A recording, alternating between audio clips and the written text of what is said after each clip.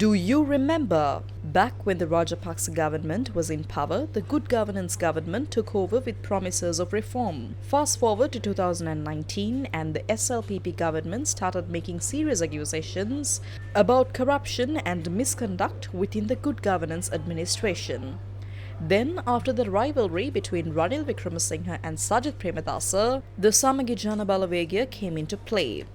They spoke out about corruption not only in the Rajapaksa government but also under Ranil Wickremesinghe's leadership. The public had high hopes, expecting that those responsible for the wrongdoing would finally face justice. Do you remember when the SLPP government criticized the financial dealings of the Central Cultural Fund?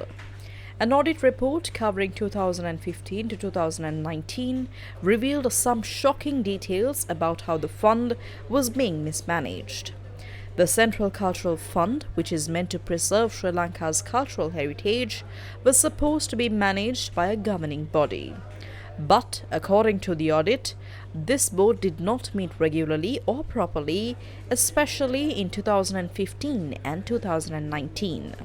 The report also pointed out that the board was not formed according to the required guidelines and, instead of funding cultural and religious restoration projects, a significant portion of the funds, 38% to 58%, was spent on employee maintenance.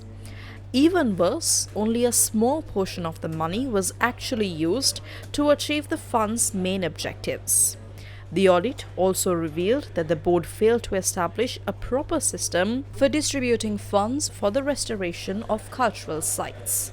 Despite this, tourists visiting outlying cultural sites were still issued permits, and between 2016 and 2019, the funds earned a staggering 13.5 billion rupees from these permits. But when it came to selecting projects for funding, there were no clear criteria or guidelines on how to determine the value or the worthiness of the projects. This lack of transparency was highlighted in the audit. The audit also noted that there were limitations in the investigation process itself due to several factors. For example, in 2018, the financial statements that were supposed to be submitted for audit didn't even have the governing board's approval.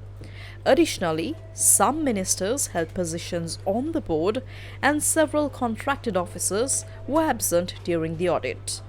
So, the question is, how can the public trust these leaders to manage the country if they can't even properly handle funds meant to protect and preserve Sri Lanka's cultural heritage?